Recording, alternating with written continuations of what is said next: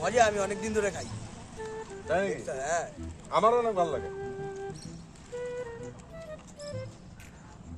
Gas কম হয়। তাই নাকি? হুম, খুব ভালো। এই ভাই এদিকে আসেন, বিল কত? বিল কত হয়েছে? কত? 10 টাকা। 10 টাকা।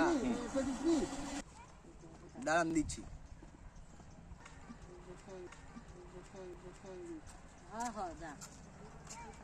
এই ভাই রাখ, আমি দিচ্ছি।